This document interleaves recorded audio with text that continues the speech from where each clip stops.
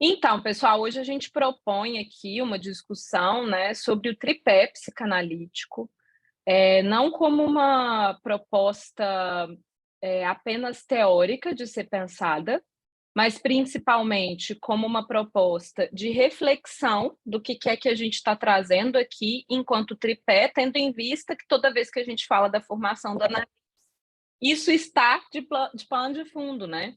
Então, toda vez que a gente pensa em o que um analista faz e como ele faz, a gente acaba chegando e respingando no tripé. O que seria o tripé? A análise, a supervisão e os estudos, né, o ensino. E aí a gente precisa de pensar historicamente esse ponto, para a gente não se perder e achar que a coisa foi criada da cabeça das pessoas. Então, a escola de psicanálise, a primeira que a gente tem notícias, né, ela não foi fundada oficialmente enquanto uma escola. Eu até fiz essa pergunta ontem lá no Instagram e eu percebi que a maioria das pessoas não conhece o que era chamado da Sociedade das Quartas-Feiras, que era o encontro que acontecia às quartas-feiras na casa do Freud, junto com os seguidores dele ali. Esses encontros começaram em 1902, ou seja, a gente já tinha a publicação da interpretação dos sonhos. E aí as pessoas começaram a se reunir lá por causa de uma pessoa em específico, que é o Otto Rank, que inclusive é a razão pela qual o Freud escreveu aquele texto Análise Leiga. Está lá no livrinho rosa. Por quê? Aquele texto é uma defesa à prática da psicanálise por pessoas que não eram da formação em medicina.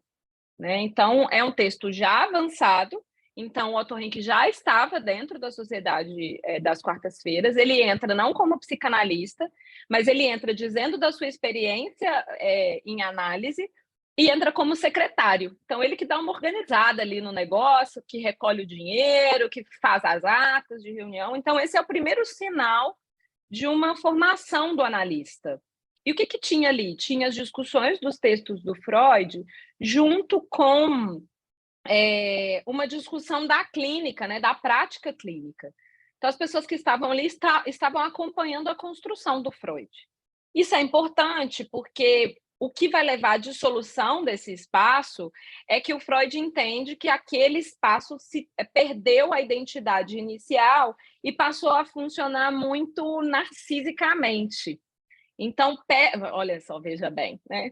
Perde-se essa possibilidade de discutir a teoria psicanalítica e vai, né, isso resvala num lugar de identificação, de uma tentativa de um estar acima do outro hierarquicamente falando, né? Então, Freud fala, ó, cansei, chega disso. E aí a gente já tem, nesse momento da história da psicanálise, algumas escolas fundadas, como a escola em Viena, a escola em Zurique, e aí a gente vai ter, em 1910, um evento em que o Freud e o Frenzy vai propor que seja fundada a IPA. Estou fazendo um en passant aqui, viu? Tem um monte de coisa que acontece no meio do caminho. Então, nesse momento em que o Freud propõe, junto com o Firenze, nesse evento que funda-se a Associação Psicanalítica Internacional, que é a IPA, que existe até hoje, e que é a grande crítica do Lacan, né, aos pós-freudianos, o que a gente tem é uma tentativa do Freud de proteger a psicanálise. É isso que ele tenta fazer, né, de proteger o que ele estava criando. Como? Com um órgão que decidisse o que era psicanálise e o que não era psicanálise. E aí a gente tem aquele texto do Freud, Psicanálise Selvagem, que também está lá no livrinho rosa, que é quando ele oficializa a função da IPA. O que ele diz? A IPA vai divulgar o nome daqueles que são analistas. Se o nome não tiver divulgado pela IPA, logo a pessoa não é analista. Uma tentativa, vocês veem, de controle, né? De não deixar com que a psicanálise fosse usada sem ser psicanálise. Veja bem que coincidência com os nossos dias atuais, não é mesmo? Né? Assim, esses dias eu fiquei sabendo de um psicanalista humanista existencial. Vejam só, né? Eu falei como pode tudo num mesmo pacote, né? Então, isso já acontecia lá. O texto A Psicanálise Selvagem é um texto sobre isso, né? Sobre o encaminhamento de uma paciente que chega no consultório do Freud que teve uma experiência com um cara, um médico, que se dizia analista, mas não era. né? E aí ele fez uma psicanálise selvagem no atendimento com essa moça. Então, nesse momento da história que o Freud propõe, né, a gente fica assim, então o Freud foi o presidente da IPA. Não, o Freud nunca foi presidente da IPA. Ele propõe, e depois que a coisa vai ganhando formato, ele vai rompendo com algumas pessoas, inclusive com o presidente da IPA, que é o Jung, né? E aí o Jung sai da IPA e outra pessoa assume a direção. Então, durante 10 anos, de 1910 a 1920, o que a gente tem é uma tentativa das pessoas que passam ali pela presidência da IPA de formatar a formação do analista. Como, né? E aí a gente tem a entrada de alguns grandes nomes da psicanálise, deixa eu falar para vocês os nomes, porque eu sou péssima com nomes, que foram fundamentais para esse momento. O Frenz e o Freud que fazem a proposta em 1910, e logo depois, em 1920, o Otto Rank volta ativa, né? Que ele ficou ali um pouco escondidinho nesse período, ele volta ativa para poder trazer para a cena o que seria uma formatação desse procedimento, né? Então, como que se dá a formatação disso, né? Seria uma formatação via um certo enrijecimento, que a gente pode pensar por essa via, né? Então, como? 6 meses de análise, 2 semestres de estudos, depois você passa por uma entrevista, e aí, se você cumprir os pré-requisitos, você pode começar a atender, e aí você vai fazer a supervisão. Isso é uma proposta feita pelo Karl Abraham e pelo Max Eichhorn, eu tenho uma dificuldade para pronunciar esse nome, lá em 1920, porque a gente tem a criação do primeiro instituto de formação de analistas em Berlim. E aí, a partir dessa proposta, aí, gente, é só ladeira abaixo. Porque aí o negócio vai ficando cada vez mais enrijecido, né? E quando Lacan vem para a cena, fazendo um salto histórico aí, quando Lacan vem para a cena, ele não entra na psicanálise pela própria psicanálise, né? Isso é muito importante, porque assim como o Freud era médico, Lacan também, mas a proposta final do Lacan, a proposta não, como é que chama, gente? A tese dele, a defesa da tese dele, não foi reconhecida pela medicina, nem pela área psi. Quem falou, olha, que negócio interessante isso aqui, foi os surrealistas. E é por esse lugar que ele entra na psicanálise. Ele começa a atender os surrealistas, aí ele começa a reunir um grupo para poder estudar na casa dele, daí a pouco o negócio fica um pouco maior, um pouco maior, um pouco maior, ele vai fazer análise, ele faz 6 anos de análise, se torna analista de data. Depois que ele se torna analista de data, ele começa a formar analistas, então os seminários acabam tendo um formato mais formal, porque aí ele tem autorização da IPA para poder fazer isso, né? E aí a gente vai chegar num momento da história do Lacan em que o que acontece? Ele começa a criticar essa formação. Por que ele começa a criticar essa formação? Porque ele faz uma leitura de que ali a gente teria uma espécie de formação de analistas em cadeia. O que é isso, né? Você faz 6 meses disso, 1 ano disso, 3 meses disso, mais 4 disso, formou. E que tinha uma proposta dos pós-freudianos de que o fim da análise de um analista seria a identificação com o eu do analista dele. Então, Lacan vai fazer, durante toda a sua obra, grandes críticas a esse modelo de formação.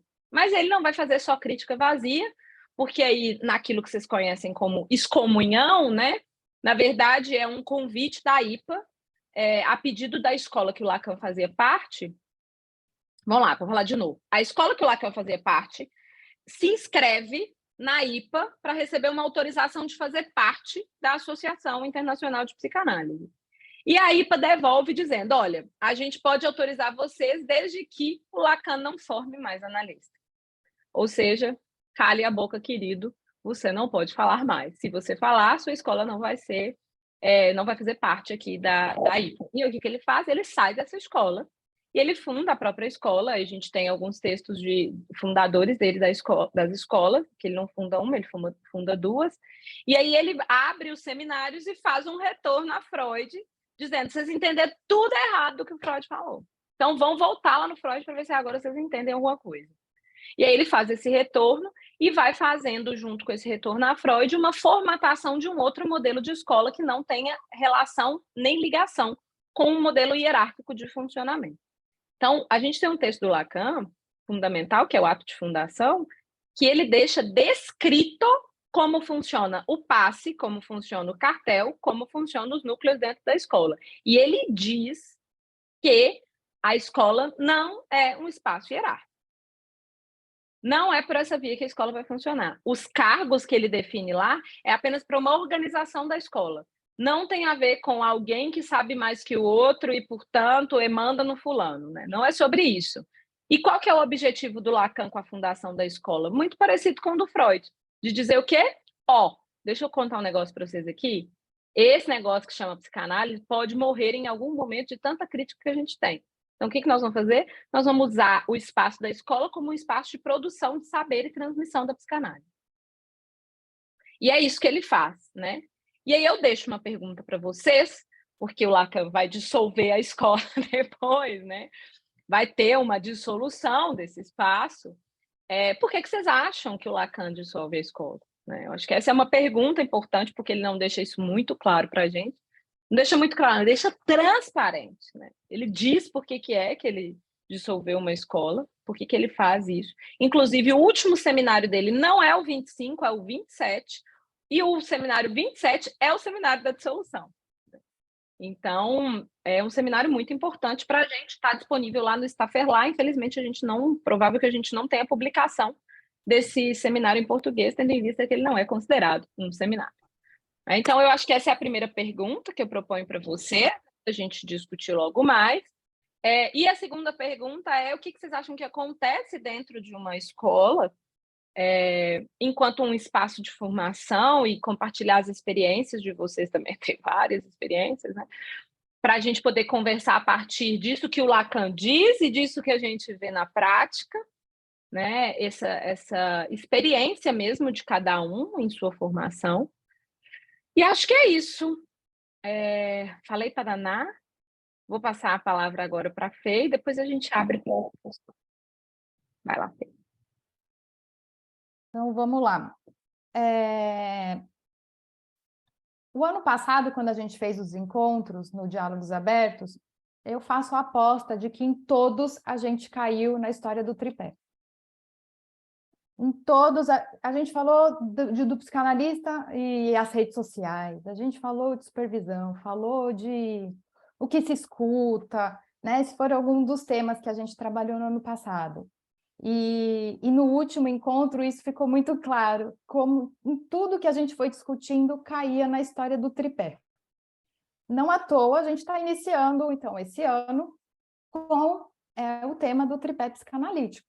Eu acho que a gente acabou escolhendo esse tema como o restão que ficou do ano passado todo, junto com o fechamento do encontro de fim de ano, e caímos aqui na história do famoso e às vezes mal falado tripé. A minha proposta, que eu organizei aqui para falar com vocês, eu vou pegar, estava pensando assim, dois pontos do tripé, que é o estudo teórico e a análise. A teoria da psicanálise, o Freud foi construindo, a gente tem bastante, tem acesso aos livros, o Lacan também, a gente tem acesso à teoria através lá dos seus seminários, lá do livro dos escritos, dos outros escritos, mas a psicanálise, ela se diferencia no seguinte ponto: a teoria, por si só, não diz nada. E ela, por si só, não sustenta uma escuta clínica.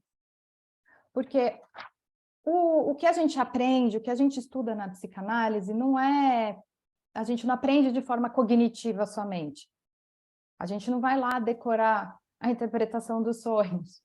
Vou decorar o que é o objeto A. Pronto, já decorei quem é o tal do objeto A.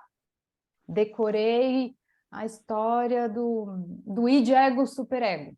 Já sei que são 3 instâncias, assim, assim, assado. Tá, e aí? O que você vai fazer com isso na clínica? O que você vai fazer isso quando você está escutando?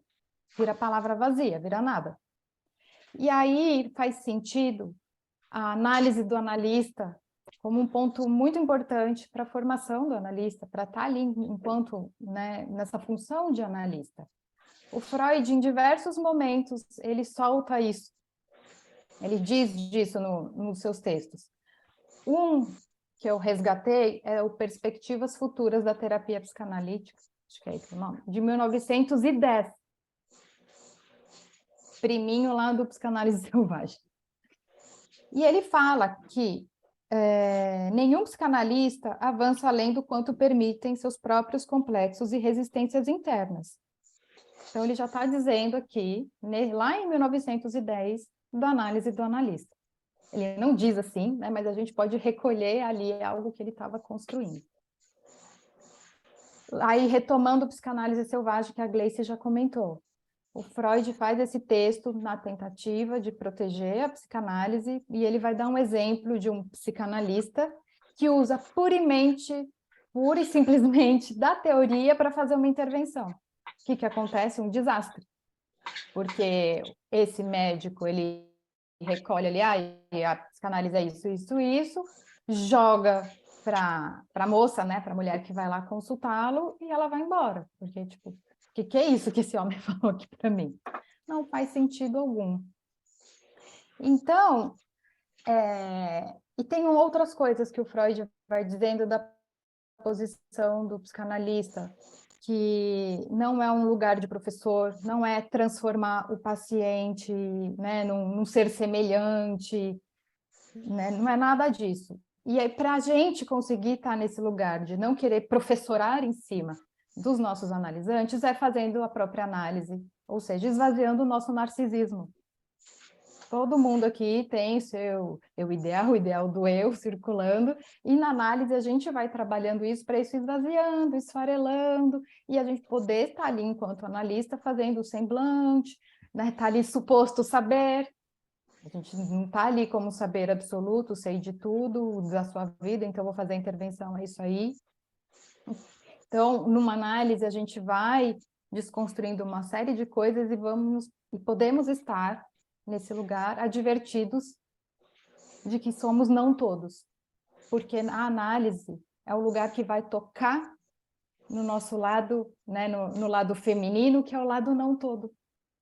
A gente sai dessa lógica fálica, eu sei, né, eu tenho poder, eu sei tudo, eu estou no todo, porque na análise a gente vai desconstruindo isso. A gente chega nesse lado do não todo, das nossas próprias faltas. E se a gente fica só preso à teoria, sem trabalhar essas as questões imaginárias, do narcisismo, a gente se prende a esse saber teórico puro e simplesmente, e vai fazer intervenções, no mínimo, desastrosas. Então, o estudo teórico faz uma trança com a nossa própria análise. E ali a supervisão junto também. Né? Porque a psicanálise, ela é uma experiência, algo que a gente vive ali na carne. Muitos avanços que a gente faz ali no estudo, né, dos conceitos, né, ali da teoria, a gente avança a partir da nossa própria análise. Pensem na própria análise de vocês. De quando vocês começaram a estudar psicanálise, por exemplo, e depois de um percurso de estudos e de análise e de supervisão, e vocês retomam um texto. Como é que esse texto ecoa diferente? Ele vai tocando diferente. Porque tem a ver com aquilo que a gente vai experienciando. Se alguém não se propõe a escutar o próprio inconsciente, como escutar o inconsciente de alguém? Eu li toda a coleção do Freud, mas não preciso de análise. Que bom, você é um bom teórico, fim. Fim da história. Eu não vejo como sustentar um lugar ali de psicanalista, de escuta, se não tiver ali, no mínimo, um percurso de análise. E lá no texto Análise Terminável e Interminável, o Freud vai falar, até postei no Instagram ontem, se eu não me engano, que o Freud vai falar, mas onde que se aprende, onde que a pobre criatura, né, ele fala, que está ali envolvida na psicanálise, vai aprender, vai, né, assim, né, lidar com algumas coisas. Gente, ele não falou assim, tá? Como diz a Gleice, é minha licença poética. É na própria análise. É na própria análise que você vai ali se havendo com as suas questões, com os seus pontos, e com a própria psicanálise. Quem nunca foi para análise falar da psicanálise, daquilo que toca, daquilo que está embaraçando, daquilo que está difícil, daquilo que foi legal. Então, é lá que a gente vai ter um espaço para fazer algumas construções e desconstruções, e aí a teoria vai fazer algum outro sentido, que não uma palavra vazia. E aí eu lembrei também no texto do Lacan, Variantes do Tratamento Padrão, se eu não me engano, que ele vai falar dos analistas robôs. É bem interessante, porque senão a gente faz ali, todo mundo vai ler aqui o livrinho, né? Vamos agora ler toda a coleção do Freud, vamos lá, engolir os escritos, e a gente vai fazer o quê? Analistas em série. E uma psicanálise não trabalha com uma série, com o universal, com o todo. A gente está lá na lógica não toda, do furo, da falta, do infinito particular de cada um. É por aí que vai. Se a gente não está ali minimamente, né, enlaçado com a própria análise, não vamos entrar por aí. Aí vai surgir os psicanalistas, humanistas e existencialistas coach, que a gente vê por aí. Eles estão ali presos ali, eu sei tudo, vou fazer tudo, eu estou no tudo, e eu resolvo tudo. Freud já falou, não é uma visão de mundo a psicanálise, no sentido de que não resolvemos tudo, não estamos aqui para resolver tudo, Deus me livre. Quando a gente vai se dando conta na análise que a gente não é tudo, não precisa ser o tudo, é um grande alívio. A castração pode ser um grande alívio, gente, não só algo que nos prende e nos amarra. Na verdade, ficar preso aos ideais é algo que nos amarra muito mais do que quando a gente se desamarra disso. Então, para tentar concluir sem concluir, porque, né, para concluir, para finalizar o assunto encerrado, mas para a gente, né, poder conversar um pouco sobre isso, pensei na questão até do próprio manejo. Como a psicanálise não está nessa lógica universal toda, é por isso que não existe também manuais de psicanálise. Como eu faço com o paciente tal? Não sei, leva para supervisão, vamos ver o que está acontecendo ali. O neurótico obsessivo, a gente tem o manual da intervenção, não tem.